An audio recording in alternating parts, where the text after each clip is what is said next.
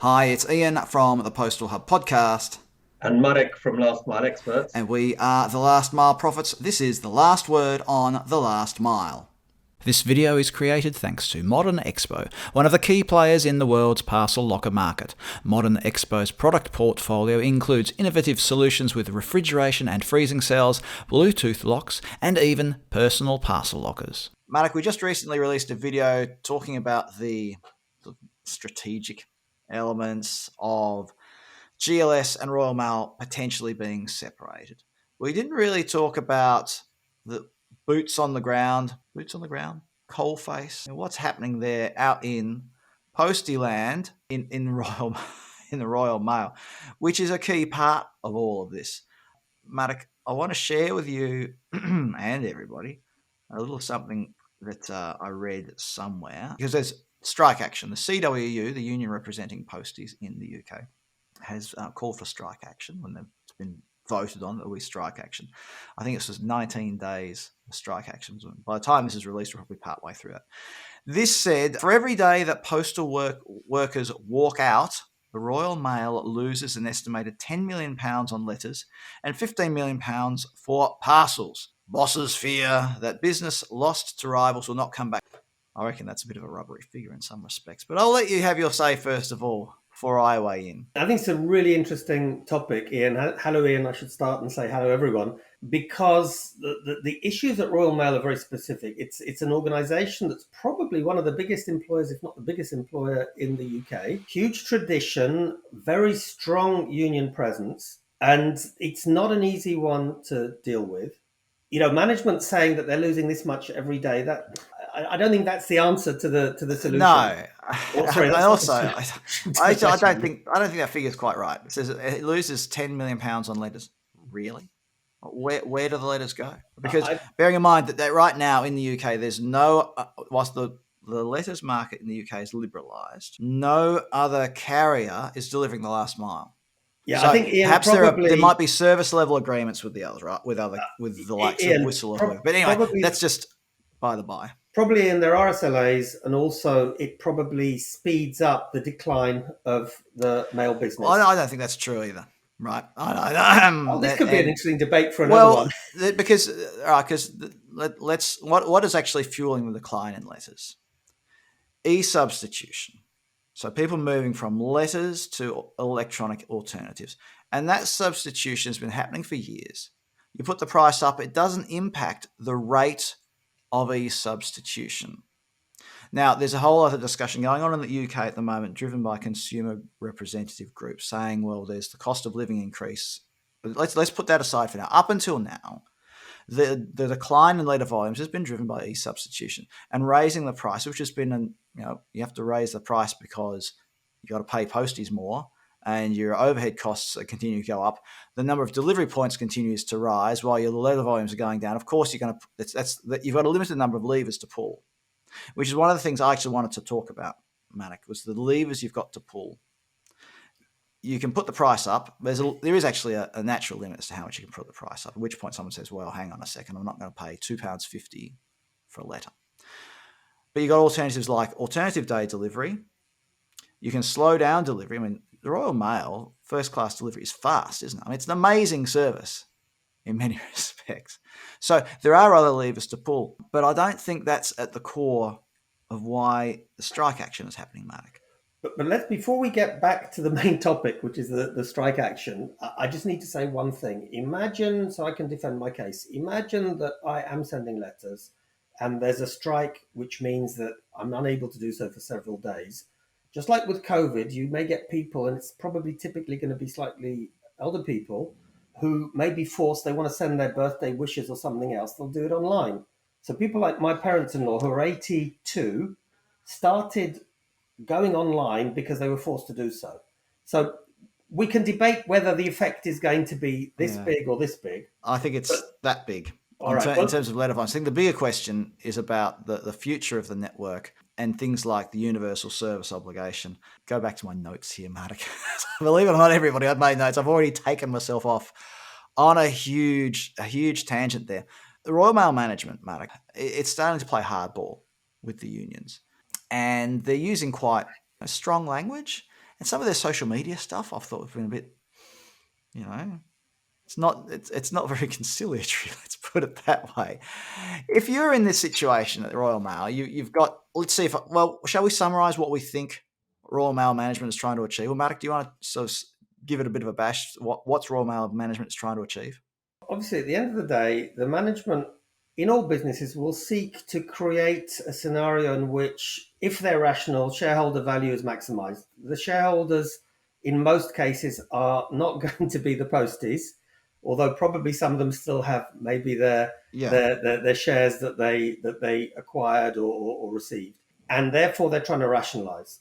The issue is, in an organisation like Royal Mail, you cannot do that without winning the hearts and souls of the masses of people who make it happen. And that's really difficult because you've got, on one hand, let's call it, maybe that's not the right word, but an intermediary, which is the union. You have to win the union on side first. Simultaneously, or maybe separately, you have to win the posties in a very complex environment, as you mentioned before, where you've got the USO and lots of other things. But I would say that what surprises me, we had, do you remember, some chats with senior union leaders from Royal Mail, what was it, about a year ago or so, maybe a bit more, and they were really positive about the management. So what's happened? Was it because Rico Back was just such a tough guy that anything appeared to be better? I don't know. But this is the issue, Ian. I was actually, while you're talking, I was trying to think of an example where an employer with a big workforce has tried to take on union power to achieve what you call it, modernisation, or whatever you want to call it, right? Please, in the comments, don't yell at me too much. But it's difficult to think of great examples that haven't involved massive industrial action to achieve some sort of reform or modernisation. As you know, I was with La Poste for several years. And I think what they did very, very well is to split the postal business from, let's call it, the commercial business. La Poste is heavily unionised. If you talk to some of the guys from Sud or some of the other unions, because there's also not just a strong union presence, but there are a lot of different unions, and somehow they're able to make it work. And most people would certainly say that the Geopost DPD side is doing extremely well. And somehow Royal Mail has not been able to make that happen. There's been rumours in other postal operators about splitting off the parcel operations. Right? Split a bit like what we were talking about in our other video about splitting GLS off from Royal Mail, splitting the parcel operations of a postal operator away from the letters. But that's obviously a bit fraught because you're left with a declining business, for better or worse, and a business that's subject to market competition. And I think I read a figure recently that said that Royal Mail has about 40% of the UK parcels market. So we've already in danger of running out of time, Marek. Do you have any final thoughts? First of all, I would really, really love to hear what union leaders, the employees who are making it happen at Royal Mail think, because I think their views are very important. Maybe the management as well, because for me, it's a crying shame. It's a company with an incredible heritage. The UK is one of the fastest growing, historically at least, e-commerce markets. We've got to remember that generally the UK economy is not in particularly good shape.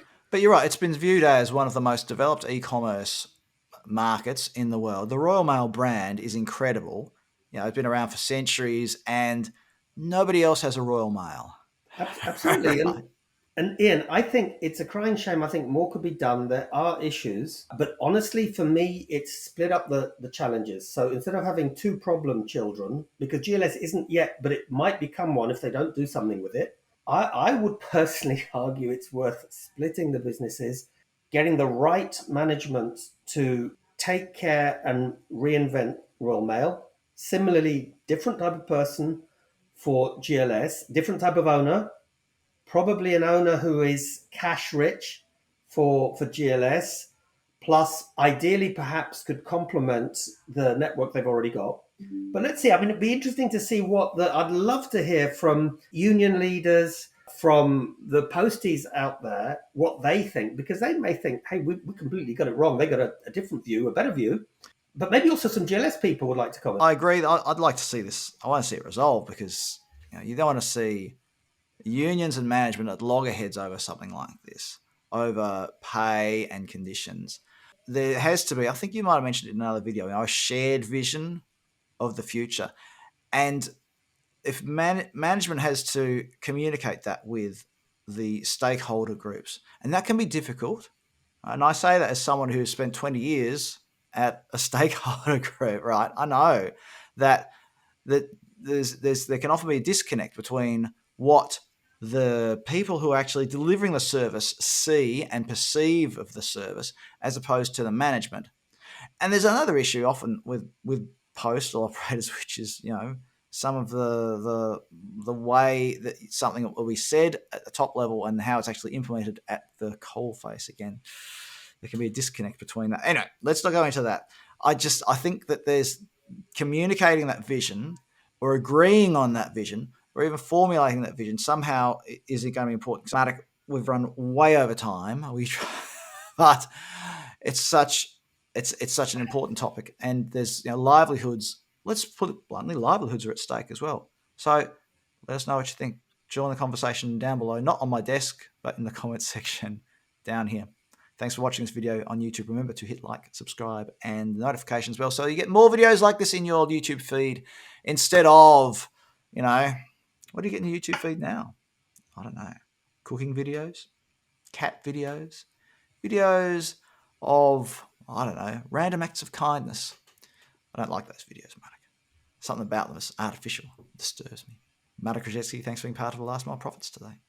Thank you. Thank you, everybody.